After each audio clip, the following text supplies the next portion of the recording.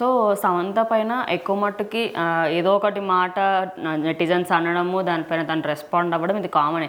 రీసెంట్గా కూడా సెటాడిల్ హనీ బందిలో ఒక మాట మాట్లాడింది.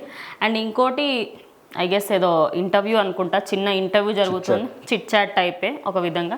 అందులో కూడా నన్ను వేస్ట్ అన్నారు, వేస్ట్ లైఫ్ అన్నారు, యూఆర్ సెకండ్ హ్యాండెడ్ అన్నారు అని కూడా చెప్పింది. దాని గురించి మీరేమంటారు? ఆబ్వియస్లీ, ఎందుకంటే ఈ సొసైటీలో మన స్టేట్ అనే కాదు, ఎక్కడైనా ఏ కంట్రీ మొత్తంలో ఏదన్నా ఇద్దరు కప్పులు ఉన్నప్పుడు, ఒక అమ్మాయి అబ్బాయి ఉన్నప్పుడు ఏ తప్పు జరిగినా ఫస్ట్ కార్నర్ వేసేది అమ్మాయినే. ఎక్కడ కూడా అబ్బాయి మీద తప్పు పడదు, ఎందుకంటే అది తరతరాలుగా ఉన్న న్యాచురల్ డెస్టినీ అనుకోవచ్చు అది. మరి అట్లా ఏంటంటే ఇప్పుడు సమంత గారి విషయంలో కూడా అదే జరుగుతుంది. ఎందుకంటే ఆమె తప్పు ఉంది లేదు అని పక్కన పెడితే ఆవిడ కూడా ట్రాల్స్ పడటానికి కారణం ఆమె కూడా ఒకటి. ఎందుకంటే ఎదురొచ్చి ప్రతిసారి ప్రస్తావించడం. ఇప్పుడు విడిపోయిన తర్వాత అలా ఉండిపోయి తన లైఫ్ తను చూసుకోవాలి. మూవీస్ చేసుకోగలుగుతుందా చేసుకోవాలి, లేదా ఏదైనా బిజినెస్ లేదు ప్రశాంతంగా ఇంట్లో కూర్చోవాలి. అంతేగాని మీడియా ముందుకు వచ్చినప్పుడు, షో ముందుకు వచ్చినప్పుడు, పబ్లిక్లోకి వచ్చి అవతల వ్యక్తి గురించి ఎందుకు మాట్లాడాలి? కావాలని చేయదు కదా. అంటే ఒక్కసారి మాట్లాడచ్చు అయిపోద్ది, ఇంకెక్కడో కొంచెం గ్యాప్ తీసుకుని మళ్ళీ రెండోసారి మాట్లాడచ్చు. అలా అని కాకుండా ప్రతిసారి మైక్ ఎక్కడ కనబడితే అక్కడ తనకేదో ఒకటి తప్పు చేయని వాళ్ళు ఎప్పుడు కూడా నేను నా తప్పు అన్నట్టుగా. ఇప్పుడు నాగ చైతన్య మాట్లాడకపోవడానికి రీజన్ ఆయన దగ్గర పాయింట్స్ లేకపోవచ్చు, లేకపోతే ఆయనకి మాట్లాడాలని ఇంట్రెస్ట్ లేకపోవచ్చు. అండ్ మోర్ ఓవర్లీ అందరూ, నేను ఇప్పటివరకు చాలా టైమ్స్ చూసిన సమంతను మస్తు నెగిటివ్గా పోర్ట్రేట్ చేస్తారు కదా.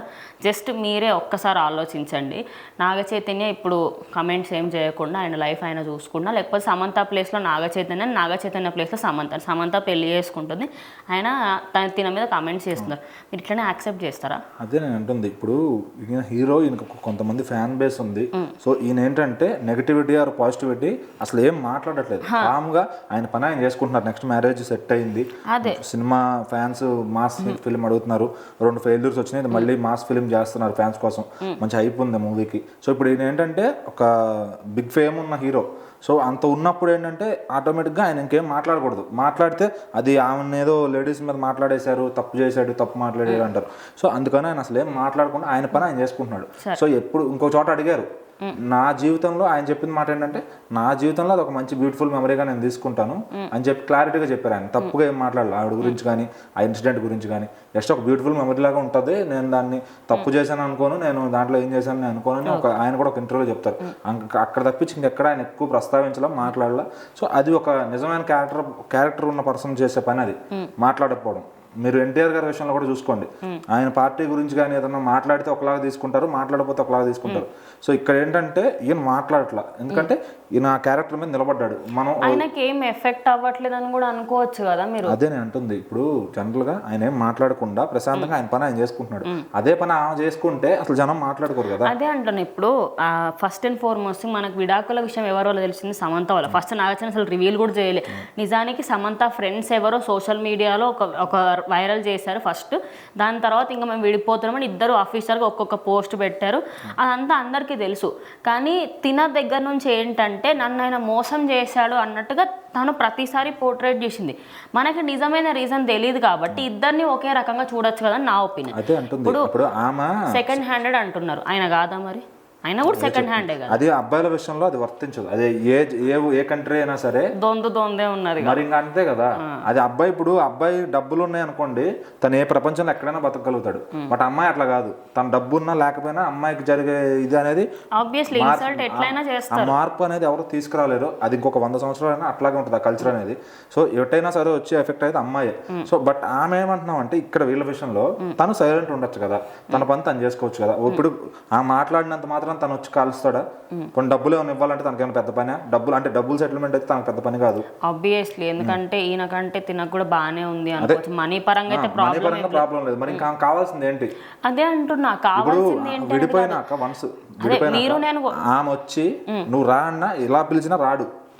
సో ఇద్దరు అనుకునే కమిటెడ్గా విడిపోయిన తర్వాత నువ్వు ఇంకా అతని పేరు ప్రస్తావిస్తున్నావు అంటే నీ ఎగ్జిస్టెన్స్ కోసమా, లేదంటే ఏంటి? నీ డిమాండ్ చెప్పు. అంటే నువ్వు పద్దాక డిమాండ్ అని కాదు. ఆబ్వియస్లీ ఇప్పుడు నేనైనా ఉన్నా, నాకు ప్రతిసారి నేను ఏదో తప్పు చేసిన దానిలాగా, అదేదో నేనే విడాకులు తీసుకున్నా అన్నట్టుగా నన్ను కావాలని పోర్ట్రేట్ చేస్తే నాకు ఒక టైంకి అరే నేనేం తప్పు చేసిన అన్న ఫీలింగ్ వస్తుంది. తనకేంటంటే ప్రతిసారి నిజానికి పాపం ఆమె సినిమాలు చేసి ఆఖరికి ఇది నేను లైవ్లో చూసిన ఒక ఆమె కూడా నా దగ్గరకు వచ్చినప్పుడు మయోసైటిస్తో బాధపడుతుంది. అది కూడా యాక్టింగ్ వెళ్ళండి.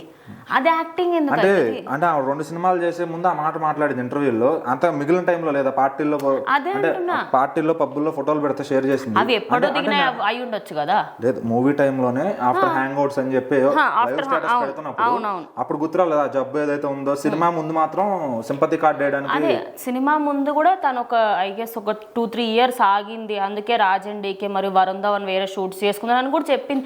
అంటే ఏమైపోయిందంటే ఇప్పుడు నెటిజన్సే, నేను నాగ చైతన్య ఫ్యాన్స్ అని కూడా చెప్పట్లే, ఎవరెవరైతే సమంత వేరే ఇండస్ట్రీ అమ్మాయి అన్నట్టు చూడడం ఒకటి.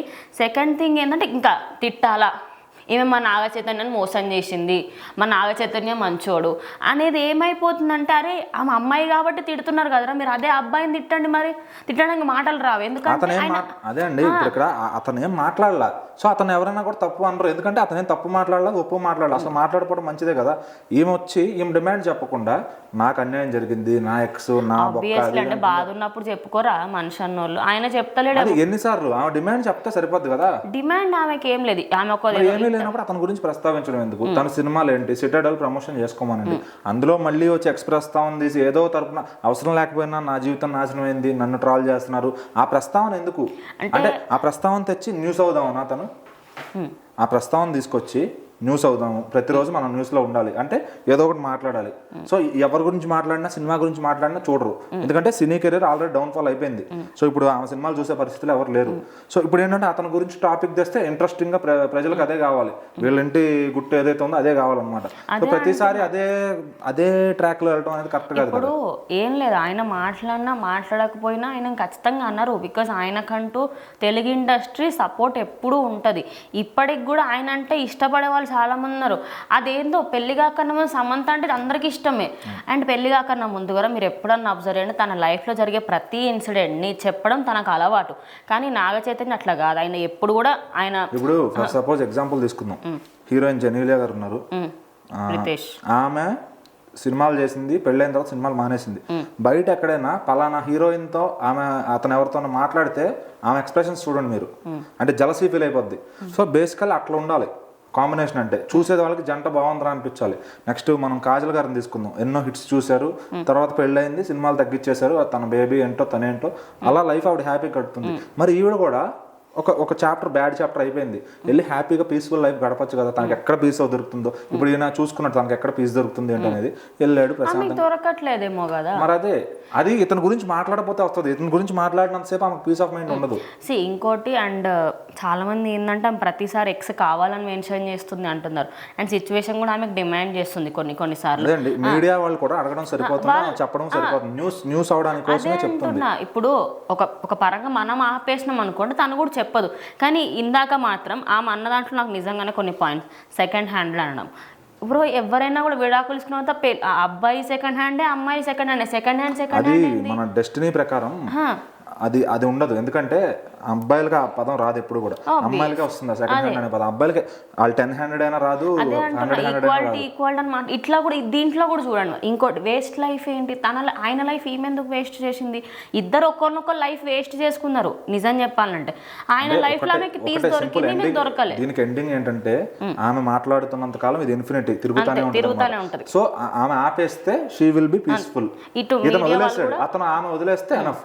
అది కాకుండా ఇంకా మాట్లాడుతూ ఉంటే జనం సెకండ్ హ్యాండ్ కాదు థర్డ్ హ్యాండ్ అని కూడా అంటారు. అదే మీడియా కూడా కొంచెం దానిపైన ఫోకస్ చేయకుండా దాని గురించి వాళ్ళకి ఉండాలి కొంచెం పద్దాక వాళ్ళ న్యూస్ తీసుకుని